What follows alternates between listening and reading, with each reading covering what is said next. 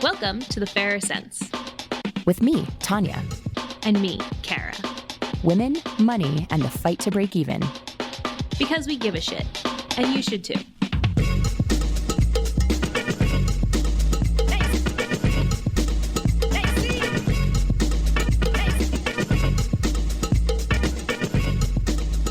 Today, a season 4 wrap-up. Hello, Tanya. Hello, Kara. Here we are. A bonus episode. Feels like we haven't done one in a while. We haven't done a bonus episode since season 2. Wow. I was like, what? Season 2? Feels like 1,000 years ago. It does feel like 1,000 years ago, but that is also not surprising because last week feels like 1,000 years ago. Oh my gosh, saw something on the internet that was like, I can't believe it's still March. And somebody responded in all caps, it's still March? Hashtag relatable content. Yeah, we've recently been rewatching 30 Rock as our current quarantine binge watch, which most of the jokes hold up, but it does not hold up from a feminist and intersectional perspective. Liz Lemon is a real white feminist, and it's a huge bummer. It's also this ridiculous thing because we're asked to continually buy into this lie that Tina Fey is fat, ugly, and way too nerdy for anyone to love, which is just deeply offensive. But they make jokes about that every single show. That stuff is really grating, even as much as I love her and think the show is funny. But it's aging in an interesting way. But the reason I bring that up is because there is a moment in it where she's like, okay, well, good year. And Jack says, it's only March. When that line came on, it was like, oh God, too real, too real. Also, hashtag relatable content. Yeah, well, we're getting through it. We're doing our best. We, as Tanya mentioned, she's quarantining. I am also under shelter-in-place orders here in Austin, Texas. And so we are still living that coronavirus life. If you are interested in our takes on that and what we think you could be doing with your money, you can listen to our last episode, number 40. We're just sending y'all happy, healthy, financially sound vibes and hoping that you're doing okay. But if you're not doing okay and you're stressed, that is so normal. And so just know that we see you, we validate you, send in lots of sympathy and virtual non-contact hugs. Yeah, 6 feet apart sympathy.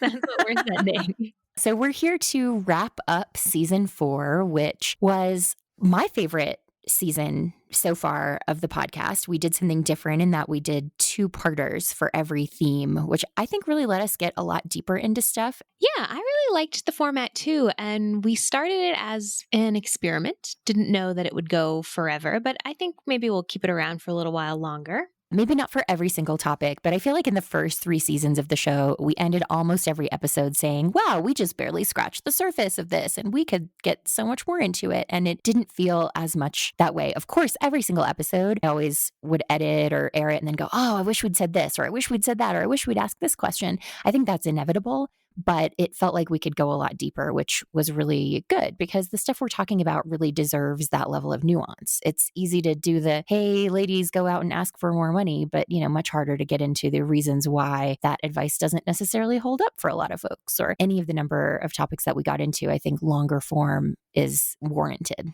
Yeah, I really like creating a show that is actually the antithesis of everything else that we're kind of consuming. It's not just a tweet. It's not just the first 2 lines of an Instagram caption. We're asking people to kind of hang with us for about 2 hours on one topic. And that's wild in 2020. And it's been really, really nice to be able to do those deep dives and to be able to take the time to find the people that we really want to have on the show. Something that I'm really looking back on season 4 that I'm really proud of is the guests that we had. I felt like we just had such amazing guests. We got to speak to them on incredible topics, and they got to really share both a depth and I think a vision almost that I don't find in many other places. And I'm very proud of having put that together. Same. We had certainly some guests who are famous, but I think even the ones who aren't household names necessarily brought really wonderful stories. And a lot of them were really deeply personal and got into some tougher stuff than we've tackled in prior seasons. So I totally agree. I think that was some really lovely evolution for the show and just added some richness to this. So thank you to all our guests. We really, really appreciate you. And we've gotten so many great comments, which we'll share a little bit later in the show today. But Kara, what were your highlights of this season? Definitely for me, the biggest highlight was doing episode 33 and 34, which were the economics of reproduction.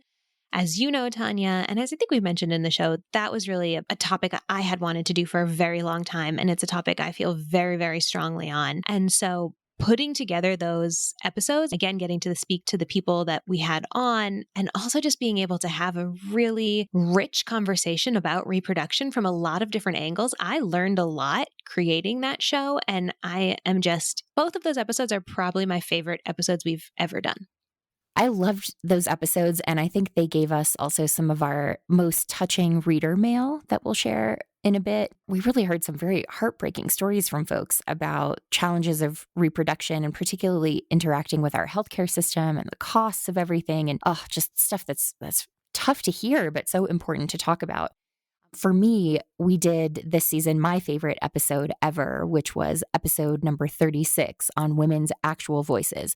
Prior to that, my favorite was number 15 on toxic masculinity in season 2. That's definitely worth going back and listening to, but it's got some spicy, not safe for work or home with kids kind of language. So headphones for that one.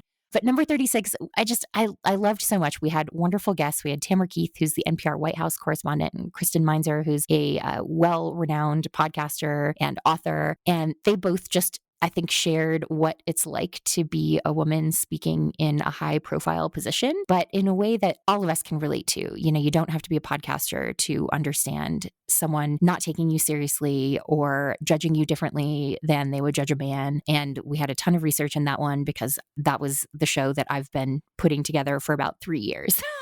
So I just love it so much.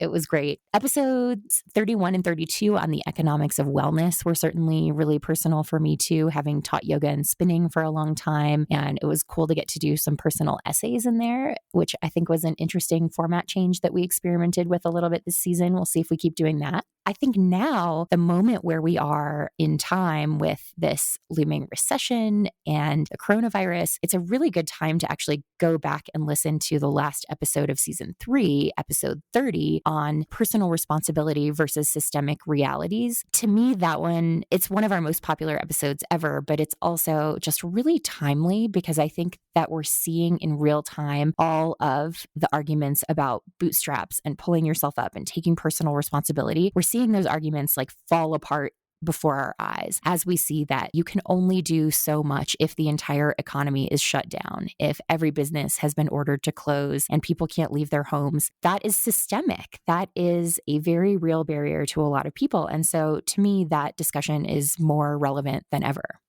Oh my gosh, just as a quick anecdotal note, I did a free webinar for our friend Berna earlier this week. And I was addressing the intersection of politics and money, and somebody made a comment in the chat box like, ugh, can't we leave politics out of this? And I was like, no, are you aware of how involved the government is getting in money / is all the time? I mean, where do you think this stimulus package is coming from, bro? The government. So just have to say, this is a drum I will beat forever. Money and politics are intersectional. Thank you. Thank you for coming to my TED Talk. You just cannot separate them. You can choose to talk about the slightly less political aspects of money, but they are not separatable whatsoever. They just aren't. But right now, we're seeing that in much starker relief than usual. It's a good thing to keep our eyes on all the things that they've been saying for years we couldn't afford. We can't afford to give everyone healthcare. We can't afford to give everyone paid sick leave. We can't afford to give people paid childcare. We can't afford to pay women equally to men. Well, except suddenly now we can pay for $2 trillion worth of everything. So yeah, we could always afford it. We just didn't want to pay for those things. It's an important thing to keep thinking about how the government and fiscal policy and all of these things affect our lives, because that is real.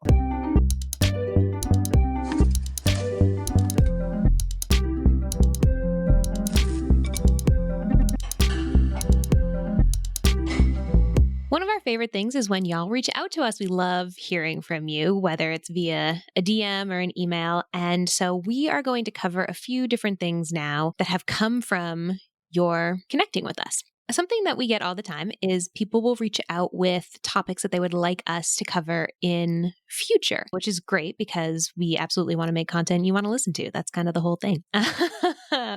This season, we got a lot of really good suggestions. So we wanted to kind of share those with you and share our thoughts on if and when they may make their way into the fairer sense. Listener Chelsea wrote in and suggested an episode on sex work and the finances of that. Chelsea shared with us a little bit about some tax implications and thinking about financial independence as a sex worker. And I love that topic. We have talked about sex work on the show very briefly before, but we've never done a deep dive into it. It's something I am really interested in exploring. Sex work in general is just a topic that I have just so many feels and so many thoughts on. And so I definitely think it's something that we could get around to.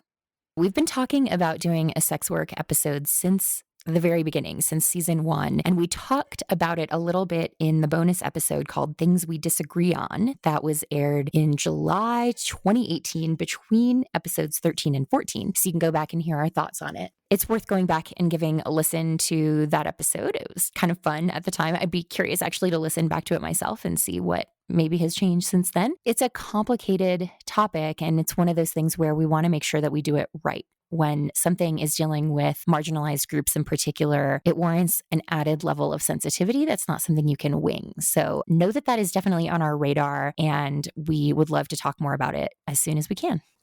Listener Becky wrote and asked for an episode on invisible health conditions, specifically that affect women. We did an episode back in season 2, number 19, on invisible disability, but it was a little bit broad. We didn't specifically talk about things that affect women, and Becky talked about her polycystic ovarian syndrome that is really complicated because it causes you to develop more masculine traits and to gain weight, but then doctors will tell you that you need to lose weight in order to treat it, which is hard to do because the condition is causing you to gain weight, and just kind of all the shame that's involved in that was a really heartbreaking story. And so, Becky, we're sorry that you're going through all that. One of the things that has very much been on our minds, I think, from the beginning of the show is women and healthcare and disparities and how the system treats women and doesn't listen to women's pain. And so that is definitely something you can expect to hear more on from us. I agree. Women in healthcare has definitely been a top of mind topic as we have created all the seasons of this show, and something that I've learned a lot about through doing this show. So definitely something that we can also circle back to. Ashley wrote in to us and suggested that we do an episode on women and divorce and the financial ramifications of divorce, which is also something that I think about all the time. I'm a child of a divorce, but in my work as a money coach, I see this all the time, or I find myself explaining constantly how a divorce can impact women's money in particular, and how things like time away from the workforce can impact things like how much Social Security you're getting, things like that people don't tend to think about when they're walking down the aisle. And I would love to do this episode. It's definitely top of mind for me, especially because I'm someone who is not married. So it's not like divorce is on the table for me, but I'm not married because I have a lot of complicated feelings about marriage and divorce. Probably something I should work out with a therapist, but maybe I'll just work it out on this show. We did in episode number 20 called All the Single Ladies speak about divorce a little bit. We talked to a single divorced mom, Bridget Casey, who is a Canadian personal finance blogger, and there were some nuggets in there, but I agree that the topic is really worth a bigger conversation. It's something that obviously affects scores and scores of women and is something that is not talked about a ton. A topic that was suggested to us by listener Rachel is one that we love and are absolutely thinking about, which is she specifically asked for an episode on financial independence and the LGBTQ plus community. But I think we've been thinking really broadly about all the different ways that we can address how money is different in LGBTQ plus community. We've touched on it certainly in little bits. This year in episode number 35, Women's Voices Part 1, Speaking Up, we talked to a trans woman about the challenges and risks of speaking up to advocate for change, particularly against discrimination. Back in season 1, episode number 6, we talked about the changing definition of success and spoke to a lesbian woman and mom who's part of a couple with 2 children and sort of navigating the finances of that. But absolutely, there is a ton that we haven't covered. And just like with sex work, it's a really nuanced conversation and one that frankly, neither Kara nor I can speak to. And so it warrants a lot more research and thoughtfulness. And so it's definitely on our radar. Definitely expect more on the topic. Yeah, we also spoke with Gabby Dunn, who is an openly queer woman, in episode 22, Women in Financial Advocacy. And she made a lot of amazing points about queer money. Definitely go check that out. But yes, another topic. All of these topics I want to get into. God, there's so much to do. There's just so much to explore. It's such a long to-do list. But it's exciting. I'm excited about it. Finally, Julia DM'd us on the old Instagrams, and wow, I wish I hadn't said it like that. I sound like I'm 42, 52, 82. Hey. I know, as soon as I said 42, I was like, not old enough, go higher. I take it back. Delete. Julia DM'd us on Instagram and she suggested an episode on students with invisible illness as opposed to people in the workforce, which, Julia, thank you so much for pointing that out. I had never considered that. So really opened my eyes and such a good idea. In general, student money issues are not things we've delved into at all. And there's so much to it. And I think particularly right now with what's happening with lots of students being sent home who lived on campus at a college and everything changing so rapidly. Plus, we still have this idea of college students as being 18 to 22 years old, going away from home for the first time. And we know from research that that's not the norm anymore. The bulk of college students live at home, are working full time, are older than 18 to 22, all these different things. What we used to call non-traditional students are now the bulk of college students. And so it's worth getting into that more. I think that it is a topic area we have underserved and we need to fix that. I agree. We have underserved. Yes, like I said, I just think y'all wrote us with some amazing ideas. And so thank you so much for doing that. And please keep them coming because as Tanya mentioned, there are only so many experiences that we have firsthand. And so if there's something that you feel that we're overlooking, know that it's not necessarily intentional. It's never intentional. It's just, it might not be something we're familiar with. So you writing into us really, really helps us broaden the scope of the show.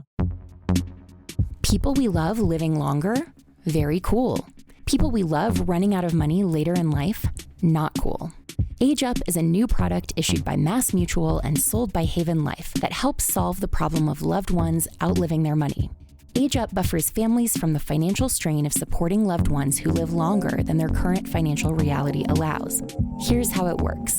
Age Up helps adult children in their 30s and 40s who worry their parents won't have enough money to last into their 90s and beyond. You pay the monthly premiums for Age Up and then receive the monthly payouts once your parent reaches the trigger age. The purchase process is simple, straightforward, and 100% digital. There's no upfront contribution required, and monthly premiums can start as low as $25. Women are paid less throughout their career and are more likely to be family caregivers. Age Up is a product that can help lessen financial burdens on women as their parents age. Head to age-up.com/thefairerscents to get started and see how Age Up can help you provide for a loved one who lives past 90. That's age-up.com/thefairerscents. We've grouped some of the listener feedback we heard by episode theme, and the very first one was one that I loved so much because I think women and wellness and body image and weight and all that stuff is just, it's such a toxic thing and it affects us so much. I mean, like so many friends now, when I'm checking in with them and saying, how are you holding up in the quarantine? The number of people I know, and I've said this myself too, who are like, oh my God, I'm going to gain so much weight right now while I'm sitting at home. I'm like, yeah, I feel that. But also like the fact that that is the first thing we think to say.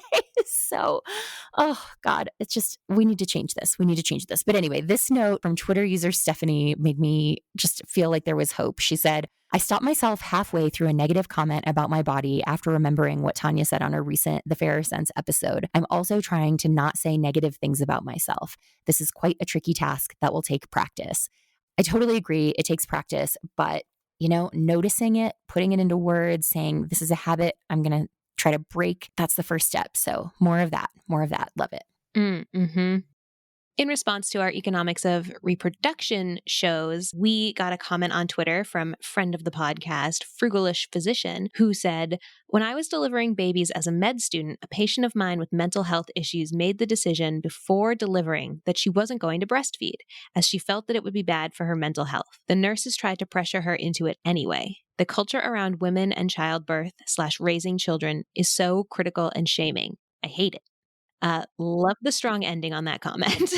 And also, yes, oh my gosh, something that my eyes were really opened to in doing those episodes was we got so many notes and emails from parents with, frankly, like horrifying experiences, not just on the financial side of things, but on the emotional and the treatment side of things. And it was incredibly eye opening for me. And so thank you everyone for sharing those personal stories with us. And also, please stop being mean to moms. Yeah, I know neither of us are moms, and so it's weird to say this, but I think we've seen and heard and witnessed enough stuff to know that moms feel so judged and intruded on, and it's like, let's just all mind our own business and trust people to make the choices that are best for them. Along the lines of those tough and frustrating experiences, we heard from reader Rachel, different from the earlier Rachel. And she wrote and said, "After having my first child, I stepped down from a full-time pharmacist position to a PRN or as needed pharmacist position so that we could save money on childcare. I love my daughter, but the mental and economic cost of being home all day, almost every day with her is astronomical. I'm still paying on my very hefty student loans also. It's crazy, and I literally can't believe I live in a country where I have to cut back on hours because my husband and I, both pharmacists, likely could not live comfortably while paying for full-time childcare as well as our student loans. I started the second podcast episode on my way home from a workday yesterday, and I had to stop because the topic is enraging to me. Thank you for talking about this stuff. It fuels my hate fires, and it's so important for people to hear. I love the podcast."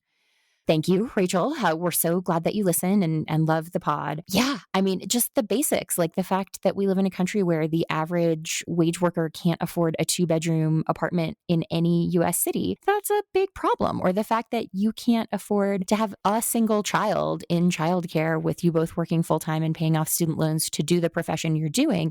Yeah. There's so much to fix. There's so much to fix. We have so much to do.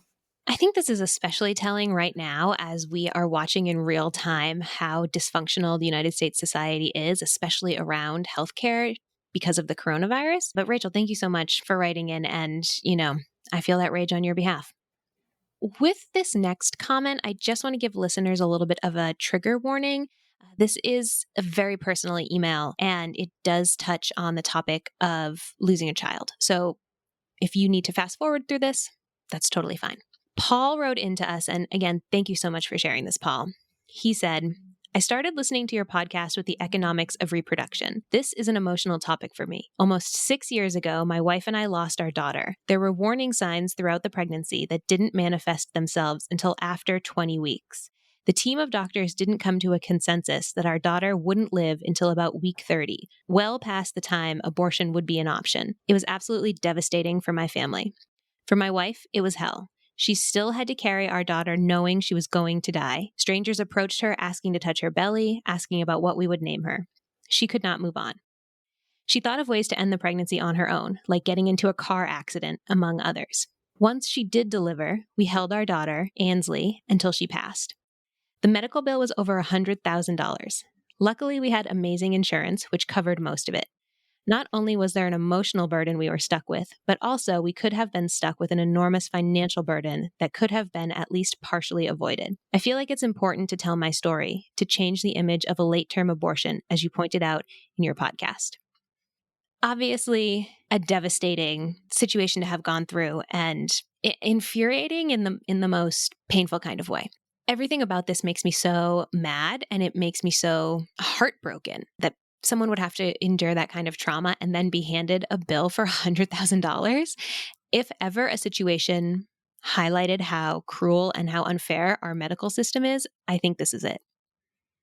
Gosh, my heart goes out to both of you. I'm so sorry that happened. I think it also highlights the major issue we have in just all of our policy discussions, which is that they are not based in facts.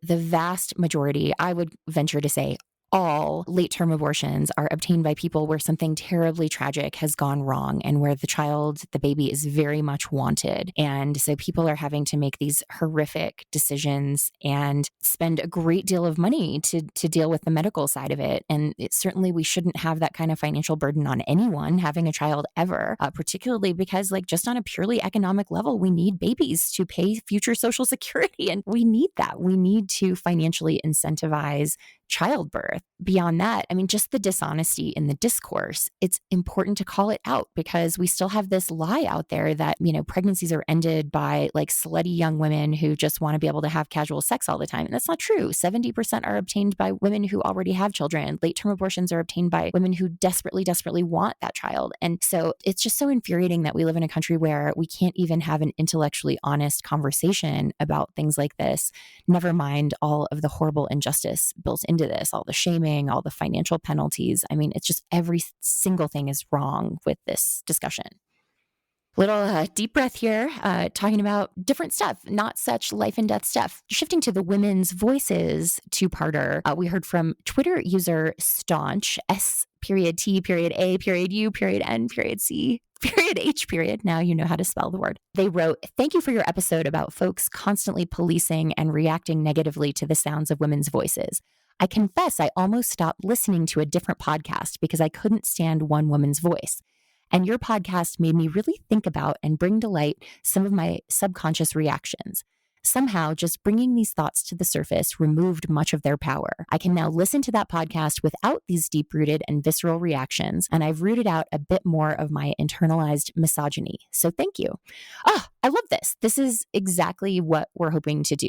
There's so much that we talk about. We're simply becoming aware of it and bringing it from some deep recesses of your mind to the front of your mind can make all the difference in the world. And that's really what women's voices in particular need, is we all just need to start being more critical of if we have a reaction to someone's voice or how they sound or what they're saying, that we ask that thought of, hey, is this actually internalized misogyny, not something else? And this is great. I love this. We actually heard this sentiment from quite a few listeners. So that just made me swell with pride. Yeah. We did hear from quite a few listeners. I also want to just give a shout out to the listeners for taking that time to kind of reflect internally. I know that's really hard. We've spoken about that on the show. So good on y'all. 2 thumbs up. John also emailed us to say, "I am emailing you guys just to let you know how interesting the story about how women's voices are judged was. This was the first episode of yours that I listened to, and it made me a loyal listener. Being a white male listening to this made me question my biases, and you guys really got me to be angry for women everywhere. Keep doing what you are doing." First of all, thank you for being an ally, John. Really appreciate that. We need more straight white men in the fight. And shout out to all our straight white male listeners. We know you're out there and we love you. And thank you. It was such an uplifting, nice email to get. Again, it was really encouraging to see someone confront their own biases. And again, just 2 thumbs up. I'm doing it right now. You can't see me, but it's still happening. That's maybe one of the things I'm proudest of is we got more mail from men this season than we ever have before. And so shout out guys for listening and for being willing to dig deep and to examine some of the stuff that you've been socialized to think or do that doesn't serve any of us, including you. So shout out to the men. In our series about career paths, my favorite email was this that we got from friend of the pod, Lucia. She wrote, "Loved your Fairy Sense episode on taking the non-traditional career path. I have a pretty normal career path, but believe strongly in mission-driven work. I've been pretty happy with the turns that my career has taken within the bounds of a traditional job, and I'm happy to share what has worked for me. My best tip is to niche down your job description to one or a couple of key areas that you identify most strongly with. Focus on developing skills in those areas, then expand your job to maximize those areas and minimize areas you are less excited about. In my field of science, there has been a need to increase diversity in the workforce and in research. Since I feel pretty strongly about my non-scientific life, it's made my job a lot more rewarding to be able to bring that passion to improving diversity in science." I love that. A very practical note, but I think good tips for a lot of folks.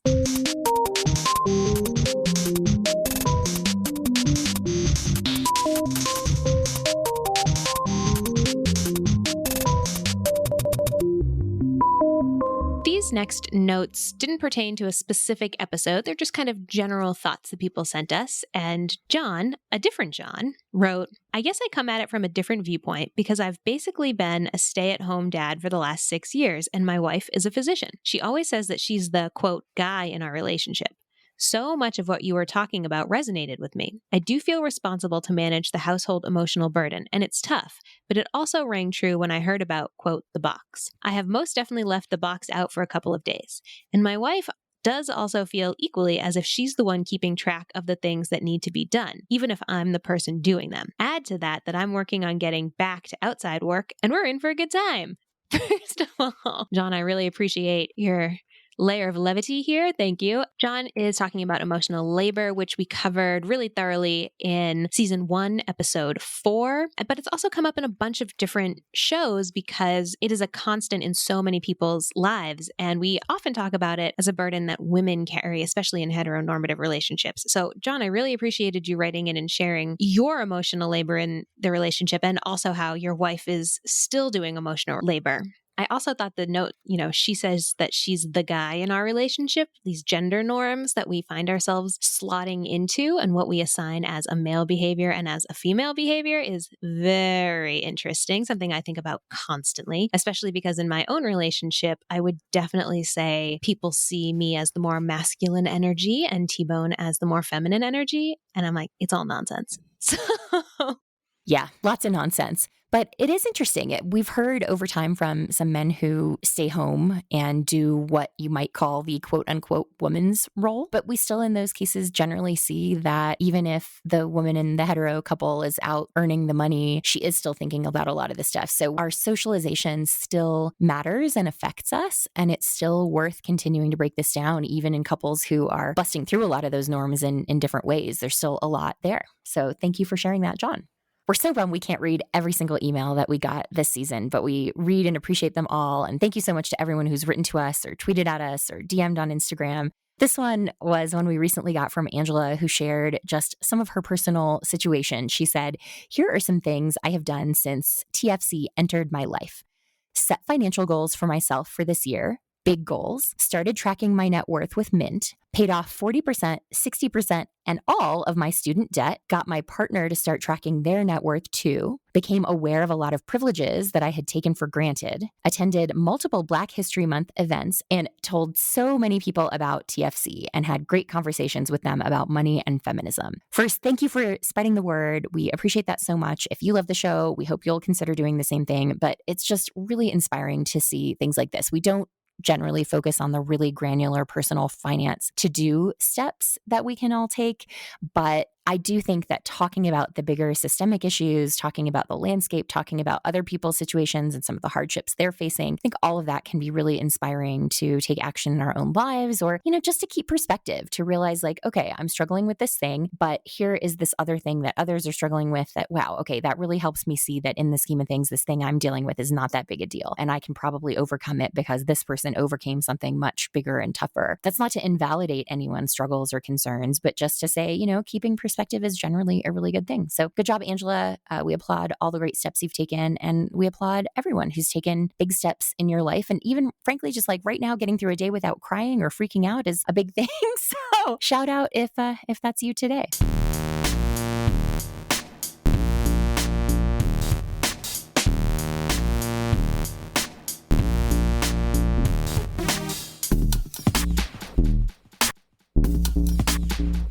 Okay, that's all we're going to read, but please continue to send us your thoughts. We really, really love it.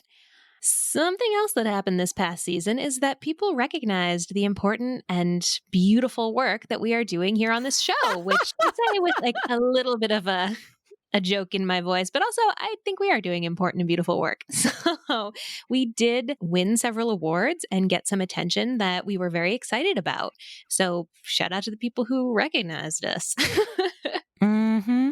It's a fun fact that the total number of podcasts on Apple Podcasts, and I think registered through all the various hosts, currently tops 1 million. There are 1 million podcasts out there. The vast majority are done by men, particularly men under 35. And I suspect that while a lot of those men are now trapped at home in the quarantine, that we're going to see more podcasts. But given how many podcasts are out there and how many great ones are out there and how many people are doing important work, it's just all the more meaningful. So one of the ones that we got recently was an award from The Simple Dollar. In the Simple Dollar Awards, they said that The Fairer Cents is not just one of the best financial podcasts, but one of the best podcasts, period, which made me pause and be speechless and feel really grateful for that. So thank you, Simple Dollar. We also won the Best Podcast for Women Plutus Award. The Plutus Foundation is a nonprofit organization that is dedicated to furthering financial literacy in the United States, and they gave us this award.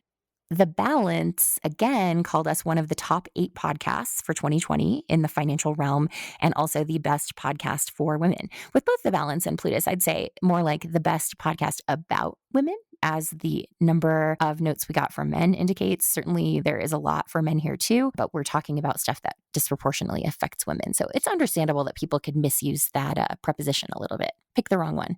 About women, not for women, but we'll still take it. We also have become very Googleable in the last year. If you Google The Fairer Cents, you will find that we have been recommended by Essence Magazine. We've been recommended by Well and Good, Forbes, US News, Mike. So many places have been giving us all sorts of SEO love. So thank you for all of that.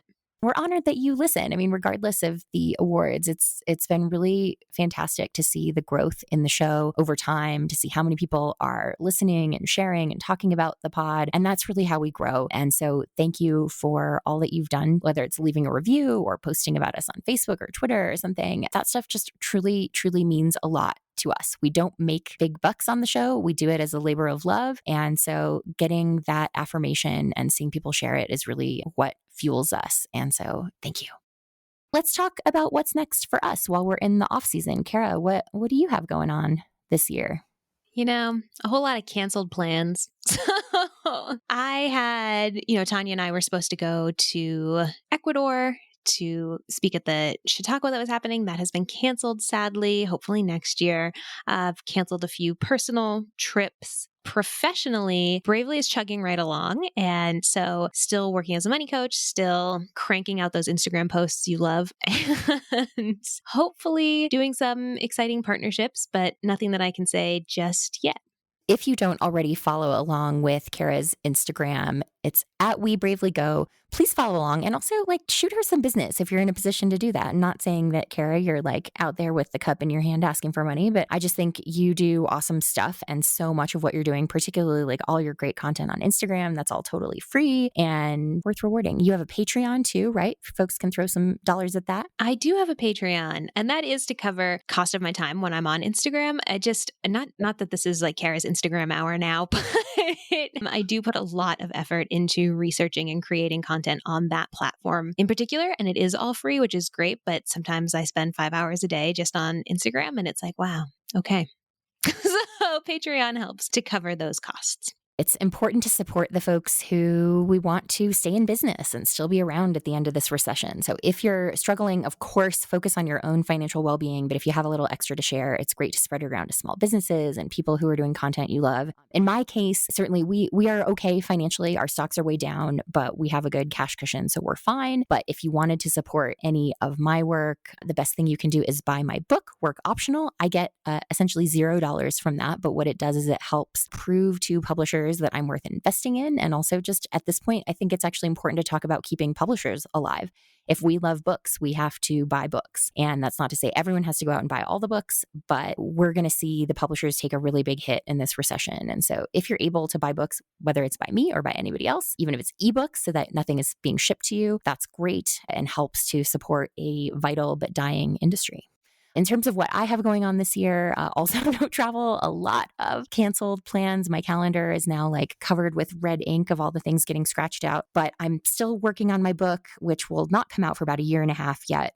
But the toughest thing is trying to figure out how do I do the research that required travel without traveling? And how do I try to figure out some of these economic questions while every economist in the world is focused on totally different stuff? How do I think about what the lasting impact of the coronavirus and this recession will be? I think it's really hard to be a book writer at this moment and try to forecast. Books generally are at least a year, if not 2 or 3 years from idea to publication, and trying to forecast like what is the world going to look like in a year and a half when this comes out. That is a really tough thing. And I don't think anybody has answers yet, but that is going to be the central question of this year for me. Yeah. Central, I think that's actually a lovely phrase that you used. Like, what is your new 2020 central question? Because for me, I had to sit down and say, okay, several things that I was planning on doing, both personally and professionally, are completely off the table. There's no way to recover them. So what am I going to do instead? And that doesn't have to be a doomsday kind of question. It's actually a really wonderful exercise in creativity, maybe, if you want to put a positive spin on it that way. So maybe something that we can all do. What is your central question for 2020? Yeah. And if not question, like what's a theme? What's a central reminder you want to give yourself? I mean, I do think as rough as all of this is, and I am not saying this in any way to make light of people getting sick and dying and people losing their livelihood and all of the horrible, horrible stuff that's out there. Like I think about 9/11, which I know a lot of folks were very young when that happened. I was in my first job. So it was when I was an adult that it happened. It obviously was horrible. Tons of people died. The economy took a massive hit. We got into 2 wars. I mean, it was like a really dark time in a lot of ways, but it also did have the effect of helping people kind of step back from some of the petty stuff or some of the like day-to-day stuff that we get mired in and look a little bit more big picture. I know quite a few people who decided to go into a different career path or decided to make some other big life change. And maybe that can be what this is for those of us who make it through this, of saying, okay, this is my chance to take a step back and say, okay, where is my life headed? Is that where I want it to be headed? Is this lack of things coming together that I thought were going to happen this year? First of all, mourn that. It is valid to mourn the loss of what you thought this year was going to be. We are all mourning that. And it's worth honoring that. But beyond that, say, okay, is this actually an opportunity in any sort of way? Is it an opportunity to say, well, you know what? Some of that stuff that's canceled, I didn't want to do anyway. I'd rather do this. And can you funnel attention toward that? This is, again, not to try to make light of any of it, but to say, can we find the small silver linings wherever they are and to find positivity in the midst of so much darkness?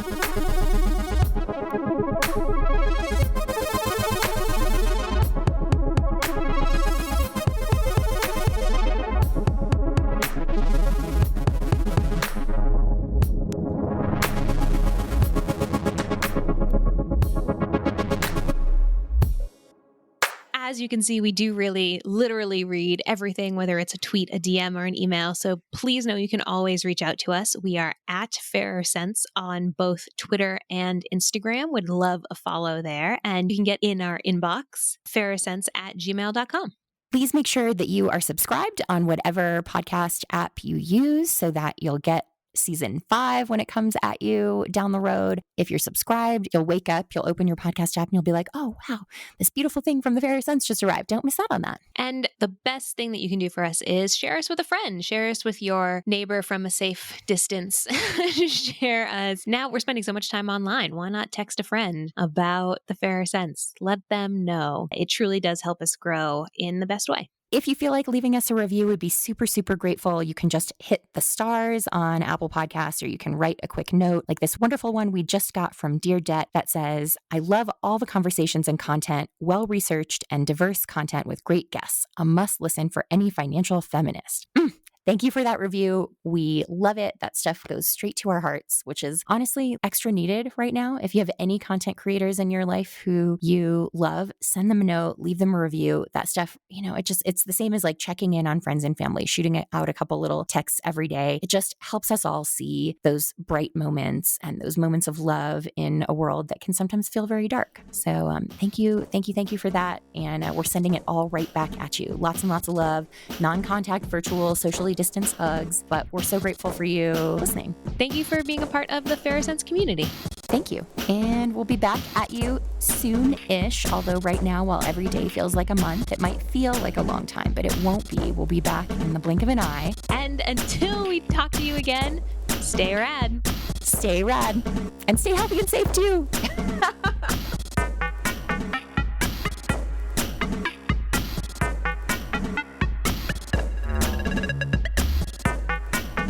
The Fairer Scents are Kara Perez and me, Tanya Hester. Editing by me. Our theme song is by The Insider, and all other music is courtesy of the mysterious Breakmaster Cylinder. You can always find me at ournextlife.com and Kara at bravelygo.co.